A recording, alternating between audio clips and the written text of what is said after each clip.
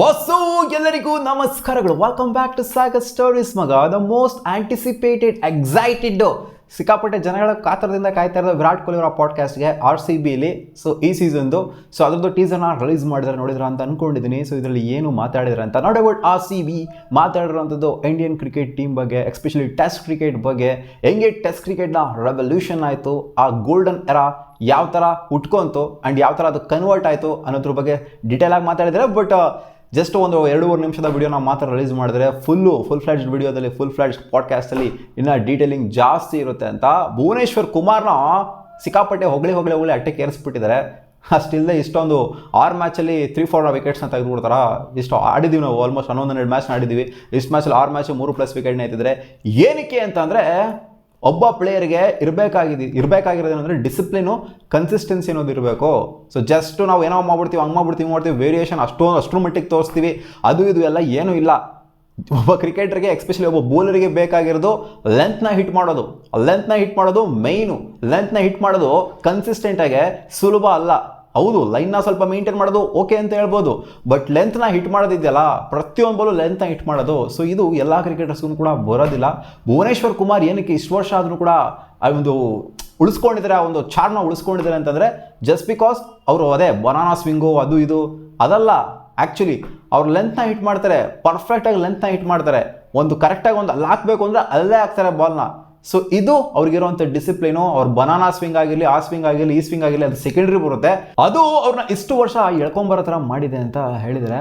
And test cricket ಬಗ್ಗೆ ಮಾತಾಡಿದ್ರೆ ವಿರಾಟ್ ಕೊಹ್ಲಿ ಅವರ ಗೋಲ್ಡನ್ ಎರಾ ಏನು ಸ್ಟಾರ್ಟ್ ಆಯಿತು, ಯಂಗ್ಸ್ಟರ್ಸ್ಗಳು ಜೊತೆಗೆ ಸ್ವಲ್ಪ ವಯಸ್ಸಾಗಿರೋ ಅಂತ ಹೇಳೋದಕ್ಕಾಗೋದಿಲ್ಲ. ಅದೇ ಇವಾಗೆಲ್ಲ ಹೋಯ್ತಲ್ಲಪ್ಪ, ಸಚಿನ್ ತೆಂಡೂಲ್ಕರ್ ಅವರ ಕಾಲ, VVS ಲಕ್ಷ್ಮಣ್ ಅವರ ಕಾಲ, ಇದೆಲ್ಲ ಹೋಯ್ತಲ್ಲ. ಸೊ ಸೆಹ್ವಾಗ್ ಅವರ ಕಾಲ, ಇದೆಲ್ಲ ಓದಾದ ನಂತರ ಸ್ಟಾರ್ಟ್ ಆಗಿದೆ ಒಂದು ಗೋಲ್ಡನ್. MS ಧೋನಿ ಅವರು ರಿಟೈರ್ಮೆಂಟ್ನ ಕೊಡ್ತಾ ಇದ್ದಂಗೆ ಸ್ಟಾರ್ಟ್ ಆಯ್ತಲ್ಲ ಒಂದು ಗೋಲ್ಡನ್ ಎರಾ ವಿರಾಟ್ ಕೊಹ್ಲಿ ಅವರ ಕ್ಯಾಪ್ಟನ್ಸಿಲಿ. ಸೊ ಇದು ಹೆಂಗಿತ್ತು ಅಂದರೆ, ಇದು ಒಂಥರ ಏಜ್ ಬೇಸ್ಡ್ ನೋಡ್ತು ಅಂದರೆ ನಾವು ಒಂದು ಆವ್ರೇಜ್ ಗ್ರೂಪ್ ಅವರು ಇದ್ವಿ. ಏನಂತ ತೀರಾ ವಯಸ್ಸಾಗಿರೋರು ಕೂಡ ಇರಲಿಲ್ಲ, ತೀರಾ ಎಕ್ಸ್ಪೀರಿಯನ್ಸ್ಡು, ಹೆವಿಲಿ ಎಕ್ಸ್ಪೀರಿಯನ್ಸ್ಡು, ಇಲ್ಲ 10,000 ರನ್ಸ್ಗಳನ್ನ ಹೊಡೆದ್ಬಿಟ್ಟಿದ್ರೆ ಅನ್ನೋಂಥವ್ರು ಇರಲಿಲ್ಲ. ಆ್ಯಂಡ್ ತೀರಾ ಹೌದು ಯಂಗ್ಸ್ಟರ್ಸ್ಗಳು ಇದ್ದರು, ಬಟ್ ಮ್ಯಾನೇಜ್ ಆಗ್ತಾ ಇತ್ತು. ಇಲ್ಲ ಒಂಥರ ಹೆಂಗಾಗ್ತಿತ್ತು ಅಂದರೆ, ಏನೋ ಅವರು ಸಿಕ್ಕಾಪಟ್ಟೆ ಎಕ್ಸ್ಪೀರಿಯನ್ಸ್ ಇದ್ದರು, ಇವರೇ ಎಲ್ಲ ಮಾಡಿಬಿಡ್ಬೇಕು. ಇವಾಗ ಇದ್ರಲ್ಲಪ್ಪ ಸಚಿನ್ ತೆಂಡೂಲ್ಕರ್ ಮುಂಚೆ ಎಲ್ಲ, ಸೊ ಇವರೇ ಎಲ್ಲ ಮಾಡಬೇಕು, ಇವ್ರ ಮೇಲೆ ಸಿಕ್ಕಾಪಟ್ಟೆ ಪ್ರೆಷರ್ ಇದೆ, MS ಧೋನಿ. ಸೊ ಆ ಥರ ಏನೂ ಇರಲಿಲ್ಲ ನಮ್ಮ ಒಂದು ಸ್ಕ್ವಾಡಲ್ಲಿ, ನಾವು ಡೆವಲಪ್ ಮಾಡಿದಂಥ ಟೀಮಲ್ಲಿ. ಸೊ ಆ ಒಂದು ಏಜ್ ಡಿಫ್ರೆನ್ಸ್ ಏನಿತ್ತು, ಸೊ ಅದು ಒಂಥರ ಆವ್ರೇಜ್ ಆಗಿತ್ತು. ಹೊಸದಾಗಿ ಯಾರೋ ಒಬ್ಬ ಎಂಟ್ರಿ ಕೊಡ್ತಾ ಇದ್ದಾನೆ ನಮ್ಮ ಸ್ಕ್ವಾಡಿಗೆ ಅಂತಂದರೆ ಅವನು ಅಡ್ಯಾಪ್ಟ್ ಆಗೋಗ್ಬಿಟ್ಟಿದ್ದ, ಪಟ್ಟನಂಗೆ ಬಂದ್ಬಿಟ್ಟು ಅಡ್ಯಾಪ್ಟ್ ಆಗ್ತಿದ್ದ. ಆ್ಯಂಡ್ ನಾವು ಕೂಡ ಅಡ್ಯಾಪ್ಟ್ ಆಗೋಗ್ಬಿಡ್ತಿದ್ವಿ, ಪಟ್ಟನಂಗೆ ಒಂಥರ ಫ್ರೆಂಡ್ಲಿ ಆಗಿದ್ವಿ ಸಿಕ್ಕಾಪಟ್ಟೆ ನಾವು. ಆ ಒಂದು ಡೆವಲಪ್ ಆಯ್ತಲ್ಲ 2014 ಆದ ನಂತರ, ಆ ಟೆಸ್ಟ್ ಕ್ರಿಕೆಟ್ ರೆವಲ್ಯೂಷನ್ ಆಯ್ತಲ್ಲ. ಮುಂಚೆನೇ ಇತ್ತಂತೆ ಅವ್ರಿಗೆ ಒಂದು ಇಂಟೆಂಟು, ವಿರಾಟ್ ಕೊಹ್ಲಿ ಕ್ಯಾಪ್ಟನ್ಸಿ ಕೊಡ್ತಾ ಇದ್ದಂಗೆ BCCIಗೂ ಅಂದರೆ ಒಂದು ಮ್ಯಾನೇಜ್ಮೆಂಟ್ಗೂ ವಿರಾಟ್ ಕೊಹ್ಲಿಗೂ ಇದ್ದಿದ್ದು ಉದ್ದೇಶ ಇದೆ ಅಂತೆ.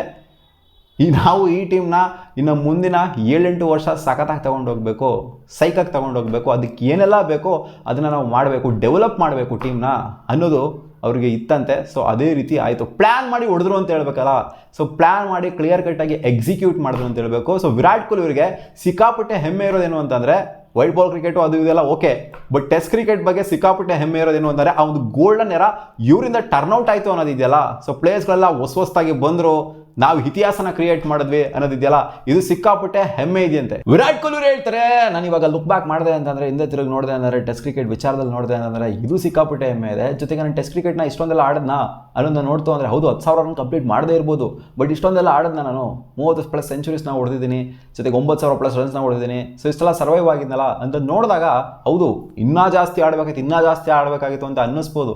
ಬಟ್ ಲುಕ್ ಬ್ಯಾಕ್ ಮಾಡಿದಾಗ ಇಷ್ಟೆಲ್ಲ ಆಡಿದ್ದೀನಲ್ಲ ಅಂತ ಸಿಕ್ಕಾಪಟ್ಟೆ ಖುಷಿ ಇದೆ ನನಗೆ ಅಂತ ಹೇಳಿದ್ರೆ. ಆ್ಯಂಡ್ ಪ್ಲೇಯರ್ಸ್ಗಳು ಹೊಸದಾಗಿ ಏನಾದ್ರು ಸ್ಕ್ವಾಡಿಗೆ ಎಂಟ್ರಿ ಕೊಟ್ಟರು ಅಂದರೆ, ಟೆಸ್ಟ್ ಟೀಮಿಗೆ ಎಂಟ್ರಿ ಕೊಟ್ಟರು ಅಂದರೆ, ಆ ಟೈಮಲ್ಲಿ ಹಿಂಗಿತ್ತು ಅಂತಂದರೆ, ಅದೇ ಹೇಳಿದ್ನಲ್ಲ, ಈ ಮೇನ್ ಪ್ಲೇಯರ್ಸ್ಗಳೆಲ್ಲ ಮಾಡ್ಬಿಡ್ತಾರೆ, ಬಿಡುಗರು ಇವರೆಲ್ಲ ನೋಡ್ಕೊತಾರೆ ಅನ್ನೋ ಥರ ಇರಲಿಲ್ಲ. ಸೊ ಪ್ರತಿಯೊಬ್ಬ ಪ್ಲೇಯರ್ಗೂ ಹೆಂಗೆ ಯಾವ ಥರ ಮೈಂಡ್ಸೆಟ್ ಡೆವಲಪ್ ಆಗಿತ್ತು ಅಂತಂದರೆ, ಇಲ್ಲ ನಾನೇನು ಮಾಡ್ಬೋದು, ನಾನೇನು ಬೆಟರ್ ಮಾಡ್ಬೋದು ಈ ಟೀಮಲ್ಲಿ. ಯಾಕೆಂದರೆ ಅಂಥ ಮೇಧಾವಿಗಳು ಇರಲಿಲ್ಲ, ಅಂಥ ಒಂದು ಕೆಳಮಟ್ಟದವರು ಯಾರು ಕೂಡ ಇರಲಿಲ್ಲ. ಎಲ್ಲರೂ ಒಂಥರ ಈಕ್ವಲ್ ಏಜ್ ಗ್ರೂಪ್ ಅವರು ಒಂದು ರೇಂಜಿಗೆ ಆಗಿದ್ದರಿಂದ ಎಲ್ಲರಿಗೂ ಕೂಡ ಆ ಒಂದು ಏಜಲ್ಲಿ ಕಿಚ್ ಅನ್ನೋದಿತ್ತು, ಆ ಒಂದು ಆವ್ರೇಜ್ ಏಜಲ್ಲಿ ಕಿಚ್ ಅನ್ನೋದಿತ್ತು ಸ್ಕ್ವಾಡಲ್ಲಿ ಅನ್ನೋ ಥರ ಹೇಳಿದ್ದಾರೆ. ಜೊತೆಗೆ ಒಂದು ಫೋಕಸ್ ಮಾಡಿ ಹೇಳಿರೋದು ಅಂತಂದರೆ, ಟೆಸ್ಟ್ ಕ್ರಿಕೆಟು ಅಷ್ಟರ ಮಟ್ಟಿಗೆ ಉದ್ಧಾರ ಆಗಬೇಕು ಅಂತಂದರೆ ಟೆಕ್ನಿಕಲ್ ಅವೈಲಬಿಲಿಟಿ ಇರಬೇಕು. ಮೇಯ್ನಾಗೆ ಟೆಸ್ಟ್ ಕ್ರಿಕೆಟ್ ಮಾತ್ರ ಅಂತಲ್ಲ, ಎಲ್ಲ ಕ್ರಿಕೆಟನ್ನು ಕೂಡ ಟೆಕ್ನಿಕ್ ವೈಸು ಪ್ಲೇಯರ್ಸ್ಗಳು ಸಾಲಿಡಾಗಿ ಸೌಂಡಾಗಿತ್ತು ಅಂತಂದರೆ ಅಡ್ಜಸ್ಟ್ಮೆಂಟ್ ಮಾಡ್ಕೊಬೋದು ನಾವು. ಬಟ್ ಟೆಕ್ನಿಕೇ ಇಲ್ಲ ಅಂತಂದರೆ, ಸ್ಕಿಲ್ಲೇ ಅಷ್ಟರ ಮಟ್ಟಿಗೆ ಇಲ್ಲ ಅಂತಂದರೆ ಟೆಕ್ನಿಕಲಿ ಹೇಳ್ತಾ ಇರೋದು. ಅಷ್ಟರ ಮಟ್ಟಿಗೆ ಸ್ಕಿಲ್ಡ್ ಇಲ್ಲ ಅಂತಂದರೆ ನಾವು ಖಂಡಿತ ಅಡ್ಜಸ್ಟ್ ಮಾಡ್ಕೊಳೋದಕ್ಕಾಗೋದಿಲ್ಲ ಆ್ಯಂಡ್ ಕ್ಲಿಕ್ಕು ಕೂಡ ಆಗೋದಕ್ಕಾಗೋದಿಲ್ಲ. ನಾವೇನು ಈ ಗೋಲ್ಡನ್ ಎರಾ ಅಂತ ಹೇಳಿದ್ವಿ, ಅದು ಆಗಿದ್ದೇನೆ ಟೆಕ್ನಿಕಾಲಿಟಿಯಿಂದ, ಟೆಕ್ನಿಕಲ್ ಅಡ್ಜಸ್ಟ್ಮೆಂಟ್ಗಳಿಂದ. ಸೊ ಅದ್ರನ್ನೇ ಎಕ್ಸಾಂಪಲ್ ಕೊಟ್ಟಿರೋದು ಭುವನೇಶ್ವರ್ ಕುಮಾರ್ದು. ಸೊ ಎಕ್ಸಾಂಪಲ್ ತೊಗೊಳ್ಳಿ, ಭುವನೇಶ್ವರ್ ಕುಮಾರ್ ಟೆಕ್ನಿಕಲಿ ಸೌಂಡ್ ಇದ್ದಾರೆ ಅಂತಂದರೆ ಹಿಟ್ ಮಾಡೋಕ್ಕಾಗಲ್ಲ ಯಾರು ಕೂಡ. ಅಷ್ಟು ಒಂದೇ ಜಾಗದಲ್ಲಿ ಹಿಟ್ ಮಾಡೋದಕ್ಕಾಗೋದಿಲ್ಲ, ಲೆಂತ್ನ ಹಿಟ್ ಮಾಡೋದಕ್ಕಾಗೋದಿಲ್ಲ. ಸಿಕ್ಕಾಪಟ್ಟೆ ಟಫ್ ಲೆಂತ್ನ ಎಲ್ಲ ಬಾಲ್ಗೂ ಹಿಟ್ ಮಾಡೋದು.